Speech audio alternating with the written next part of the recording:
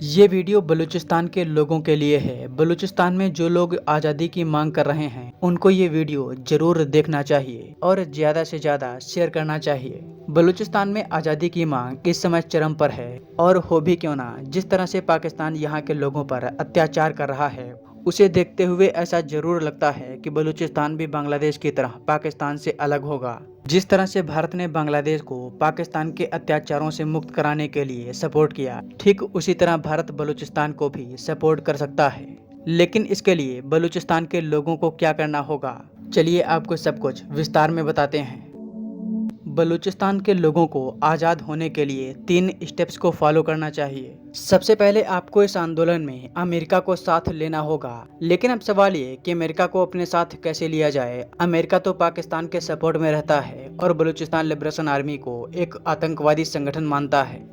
देखिए, आपको बता दें कि अमेरिका पाकिस्तान के साथ खड़ा नहीं है, बल्कि वो पाकिस्तान का काफी लंबे समय से उपयोग करता आया है। अमेरिका ने अफगानिस्तान और ईरान के लिए पाकिस्तान का उपयोग किया और अमेरिका को ऐसा लगता है कि जब वो ईरान पर हमला करेगा तब वो पाकिस्तान के एयरबेस का इस्तेमाल करके ईरान पर हमला कर सकता है। लेकिन अगर ये सुविधाएं बलूचिस्तान अमेरिका को दे तो अमेरिका बलूचिस्तान की आज़ादी के लिए सोच सकता है, क्योंकि यहाँ से वो अफगानिस्तान और ईरान दोनों पर नजर रख सकता है। और जिस तरह से पाकिस्तान वर्तमान में चीन के पाले में है, उसे देखते हुए इसकी बहुत ज्यादा संभावना है कि बलूचिस्तान की आज़ादी में अमेरिका साथ दे देगा।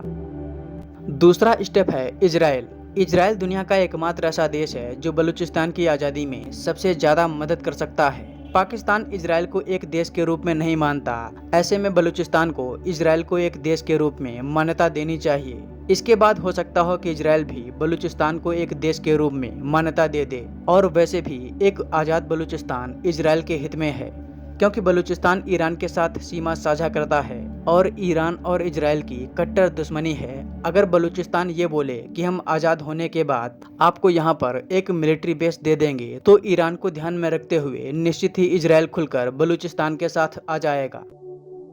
तीसरा स्टेप है कि भारत से मदद कैसे लें। देखिए, बलूचिस्तान के लोग जिस नक्शे को अभी अपना देश बताते हैं उसमें ईरान और अफगानिस्तान का एक बड़ा हिस्सा शामिल है और भारत एक ऐसे बलूचिस्तान को कभी मान्यता नहीं देगा जिसमें ईरान और अफगानिस्तान की जमीन हो। इसलिए सबसे पहले बलूचिस्तान के लोगों को अपने मैप पर विचार करना चाहिए। अगर बलूचिस्तान ऐसा करता है तो भारत शायद दिल्ली में ताइवान की तरह बलूचिस्तान का भी कोई ऑफिस खोल ले। हालांकि मैं ये नहीं कह रहा कि आप अपने मैप को बदल लें, लेकिन आप कुछ समय के लिए ऐसा कर सकते हैं। इससे आपको आज़ाद होने में आसानी रहेगी। जब आप एक आज़ाद देश बन जाएं, तो आप अपने इस मैप को जारी रख सकते हैं।